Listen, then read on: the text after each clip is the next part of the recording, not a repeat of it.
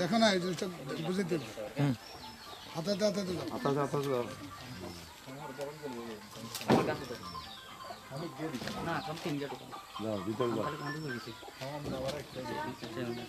সাগর যাত্রাবাড়িতে দুপুর 2টার দিকে স্বৈরাচার সরকারের বাহিনীরা আমার পায়ে গুলি করে টার্গেট করে ওই জায়গায় আমি পড়ে গেছি। পড়ে যাওয়ার পরে আমার পিঠে গুলি করছে 1 রাউন্ড সিডা বুলেট, চোখে 1 রাউন্ড করে আমার চোখ পুরা কানা করে দিছে ওরা।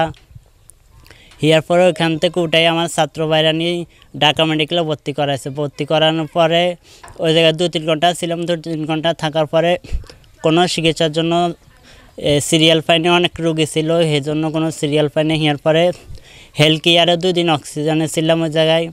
হেলথ কেয়ারে থাকার পরে ওই জায়গায় অনেক টাকা গেছে। 2 দিন অক্সিজেনে থাকার পরে চিকিৎসার জন্য পায়ের বুলেট খোলার জন্য আমাদের থেকে 1,20,000 টাকা চাইছিল। আমাদের আর্থিক অবস্থা তো ভালো না, আমরা 1,20,000 টাকা দিতে পারি না। এখানে আইসিইউতে 2 দিন থাকার অবস্থায় 50,000 টাকা দিয়ে আমরা সেই জায়গাতে রিলিজ করে চলে আসি।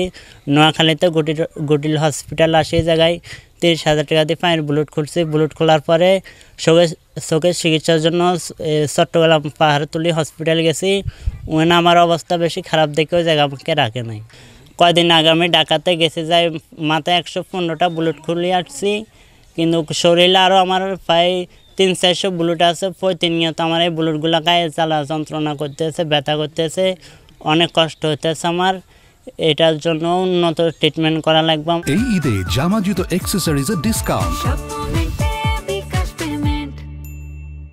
যাত্রাবাড়িতে 5 আগস্ট গুলি লাগছে আমরা 2টার দিকে। এরপরে আমি খবর হয় 2বার ফিরে এসেছি, যাইতে পারি না, যাইতে পারি না। আমি 2 লক্ষ টাকা ঋণ করি, তারা 7-8 হসপিটাল নিছে। এরপরে আমি কিস্তি লুছি, কিস্তি চালাই। আমার এই চিকিৎসার উপরে আমাদের আর চিকিৎসা এখন ওই না, আর চিকিৎসা অনেক চিকিৎসা করছে এই দেশে, বাংলাদেশে ছাড়া আর বিদেশের চিকিৎসা ছাড়া হইতো না আমাদের। এখন আমার আর্থিক অবস্থা নাই যে আমি চিকিৎসা করব। আর আমার একটা মেয়ে আছে ঘরে, একটা মেয়ে আছে, আমি আছি। আমার টাকা পয়সা অনেক কষ্টত আছি, খাওয়া দাওয়া কিস্তি লই আমি অনেক জামিলাত আছি। এখন সরকারে জুলি ফাউন্ডেশন টাকা সবাই পাই গেছে, সবাই টাকা পাইছে। সরকারিভাবে কোনো টাকাই আমাদের 1 টাকাই কোনো ফাইন হবো। তার উন্নত চিকিৎসার জন্য বিদেশের মাটিতে নিয়ে তাকে চিকিৎসা করানো দরকার। তার আর্থিক অবস্থা খুব দৈন্যদশা, তার বাবা নেই, তার পরিবারে তার মা এবং এক বোন আছে। সে পরিবারের উপজনক্ষম ব্যক্তি, সে আজকে পঙ্গু অবস্থায় জীবনযাপন করতেছে। সরকারের ঊর্ধ্বতন কর্তৃপক্ষ, স্বরাষ্ট্র মন্ত্রণালয় এবং স্বাস্থ্য মন্ত্রণালয় দায়িত্বে যারা আছে সকলের দৃষ্টি আকর্ষণ করে বলছি, এবং দেশের বিত্তবান ব্যক্তিদের দৃষ্টি আকর্ষণ করছি তার সুচিকিৎসার জন্যে বিদেশের মাটিতে নিয়ে এ তরুণ আমজাদকে সুচিকিৎসা দিয়ে তার স্বাভাবিক জীবন ফিরিয়ে দেওয়ার জন্যে।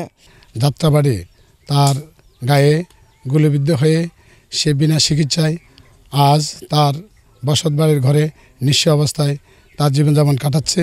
আসলে সে না খেয়ে এই জীবনটা তার অতিবাহিত হচ্ছে।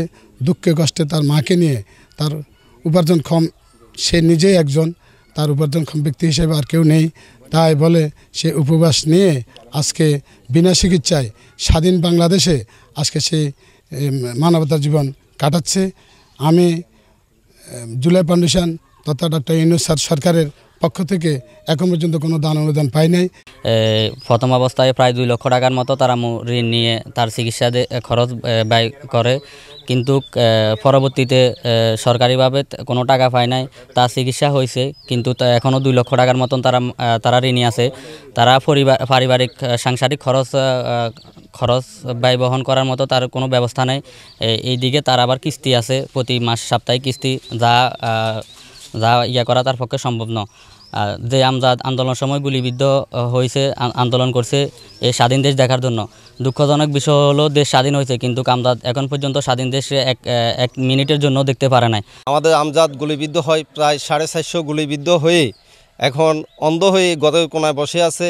তার চিকিৎসার অভাবে তার বাবা নাই, তার মা এবং এক বোনকে নিয়ে তার চিকিৎসা করানোর জন্য আর্থিক সহযোগিতার প্রয়োজন, এবং এই অর্থের যোগানদাতা কেউ তাকে দেখতেছে না।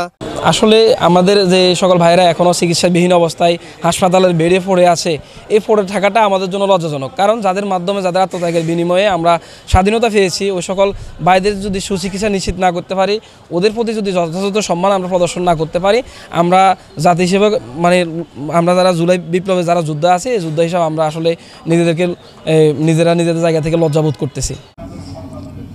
আমজাদ হোসেন, তিনি বৈষম্য বিরোধী ছাত্র আন্দোলনে আমাদের আহত ক্যাটাগরি এতে 6 নম্বর ক্রমিকে রয়েছেন এবং তাকে ইতিমধ্যে জেলা প্রশাসনের পক্ষ থেকে বিভিন্নভাবে আর্থিকভাবে সহযোগিতা করা হয়েছে এবং তার ট্রিটমেন্ট দরকার।